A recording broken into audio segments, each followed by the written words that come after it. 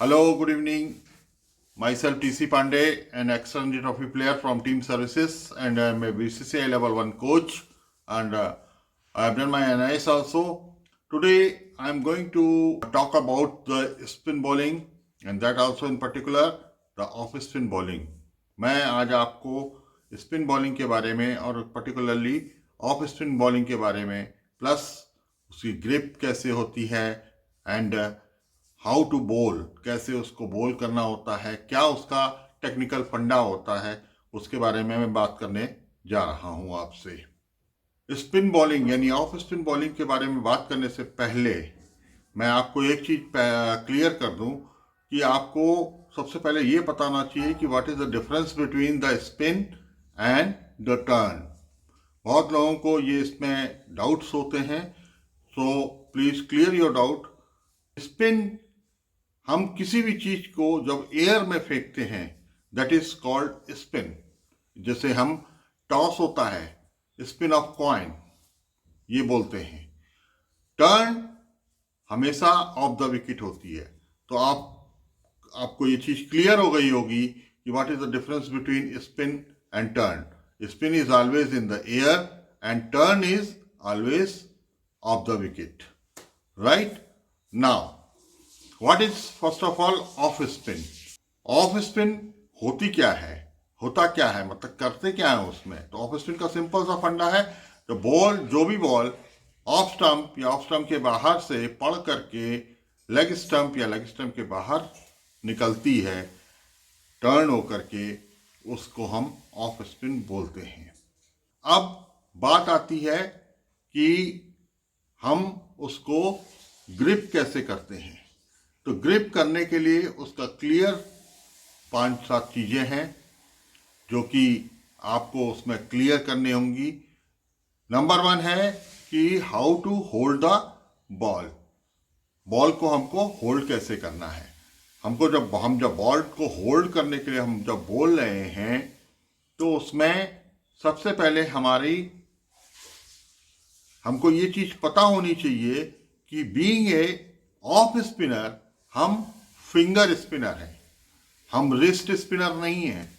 जब हम finger spinning की बात कर रहे हैं, तो हम फिंगर का यूज उसमें ज्यादा करेंगे बॉल को स्पिन कराने के लिए, टर्न कराने के लिए। फर्स्ट ऑफ ऑल, आप जब भी कोई बॉल लो तो बॉल को अपने लेफ्ट हैंड पे रख करके इसको अपसीम को अपराइट कर लीजिए। अपराइट करने के बाद अपनी दोनों फिंगर्स, कौन कौन सी फिंगर्स, आपकी इंडेक्स फिंगर, आपकी मिडिल फिंगर, इन दोनों को एक चॉप स्टिक, जो खाने वाली चॉप स्टिक होती है, जो चाइनीज वगैरह लोग को देखा होगा चॉप स्टिक से नूडल्स वगैरह खाते हुए, उस चॉप स्टिक की तरह अपनी ये दोनों फिंगर को बना करके जो अपराइट सीम रखी है आपने, उसके दोनों तरफ फंसा लो। जैसे ही आप फंसाओगे तो ये बॉल आपका इस तरीके से ग्रिप टाइप का हो जाएगा, और बॉल को, इसको सीम को सामने की तरफ कर दो।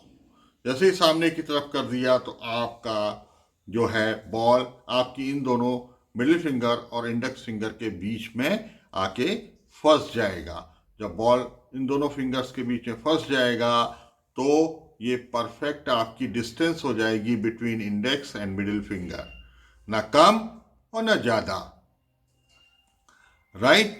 ये चीज यहां क्लियर हो जाए आपको कि हमने ग्रिप कैसे करना है। थंब आपका अंडरनीथ ऑफ द सीम आ जाता है।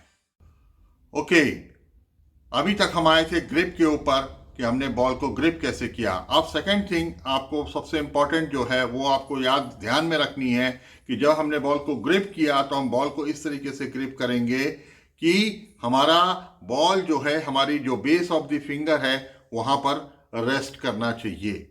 जब बॉल हम यहाँ पे रेस्ट करेगा, हमारी पाम किसी भी हालत में बॉल हमारी जो है पाम से बिल्कुल भी टच नहीं होनी चाहिए। अदरवाइज इसके डिसएडवांटेजेस हैं, कुछ चेंज बॉलिंग में हैं, बहुत सी चीजें हैं जो कि मैं आगे चल के आपको बताऊंगा। अब जब हमने ग्रिप कर लिया, बॉल हमारी बेस ऑफ द फिंगर पे आ गई, तो जो हमारा बॉल चलेगा तो हमारा बॉल की जो सीम की जो पोजीशन होनी चाहिए, जो बॉल हमारी सीम, जब उसकी जो सीम रोटेट होकर के जब ऑफ द पिच पे लैंड होगी तो वो उसका डायरेक्शन, जो सीम का डायरेक्शन होगा, पोजीशन होगी, वो टुवर्ड्स द लेग स्लिप होगी। इसमें एक चीज आपको बहुत अच्छे से ध्यान में रखनी है कि आपका एट द टाइम ऑफ, जब आप डिलीवरी के लिए जाते हो, लोड करते हो बॉडी को, जैसे ही आपका बॉलिंग आर्म जिसपे आपने ग्रिप कर रखा है बॉल को, वो रेस होता है, तो आपका जो बैक ऑफ द पाम है ये हमेशा टुवर्ड्स मिड ऑन की तरफ होना चाहिए। ध्यान रखना, back of the palm should be towards the mid on. अब आप पूछोगे कि ये towards back of the palm को मिड ऑन पे रखने का फंडा क्या है, तो इसका फंडा बिल्कुल क्लियर है। वो ये कि आपकी सीम की पोजीशन ऑटोमेटिकली लेग स्लिप की तरफ चली जाएगी, यानी करेक्ट सीम पोजीशन पे बॉल लैंड करेगा। ये हो गई बात आपकी करेक्ट सीम पोजीशन की। अब बात आती है आपकी, आप पीछे से आओ रन अप से। अब जब रन अप से आप चलोगे तो हमेशा बीइंग ए फिंगर स्पिनर आपको एंगुलर नहीं चलना है, आपको कोशिश करनी है आप स्ट्रेट कॉरिडोर में अपने चलें। स्ट्रेट कॉरिडोर में चलने के लिए आपको क्या करना है कि जो आपकी जो पॉपिंग क्रीज होती है उसमें रिटर्न क्रीज बनी होती है। रिटर्न क्रीज में आपको अंदर की तरफ से अपने को लेके आना है, बाहर की तरफ से नहीं।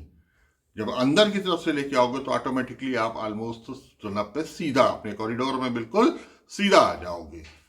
सेकेंड थिंग, जब आप लोड करोगे तो डिस्टेंस बिटवीन द लेग, यानी front foot and back foot के बीच में आपका डिस्टेंस होगा वो कम से कम होना चाहिए। कम से कम का मतलब ये नहीं कि बिल्कुल कम होना चाहिए, एक यूजुअली कम होना चाहिए। बीइंग ए फिंगर स्पिनर क्यों कम होना चाहिए? अब आपका क्वेश्चन ये हो सकता है कि हम इसको डिस्टेंस बिटवीन द लेग को अगर हम बोल रहे हैं कम रखना चाहिए, तो कम क्यों रखना चाहिए? कम हमको इसलिए रखना चाहिए क्योंकि हमको बेसिकली हमें जो turn and spin and turn कराना है बॉल को, वो हमें अपनी फिंगर से कराना है। जो फिंगर से हम कराएंगे तो जितना हम हाइट गेन करेंगे, जितना मैक्सिमम हाइट से बॉल को हमारा जो रिलीज पॉइंट होगा जितना मैक्सिमम होगा, उतना ज़्यादा अच्छा ड्रिफ्ट और उतना अच्छा हमको टर्न मिलेगा, राइट।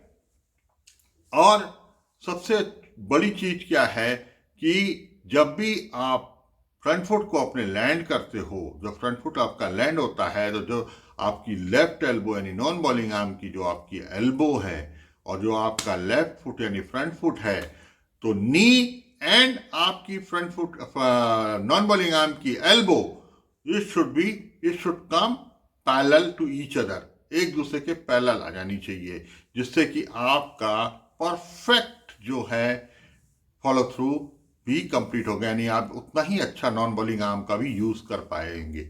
और नॉन बॉलिंग आर्म का जितना अच्छा यूज कर पाएंगे उतना ही अच्छा आपका बॉल डिलीवरी भी होगा। और भी कुछ चीजें हैं इसमें, मैं नेक्स्ट वीडियो में आपको बताता हूं।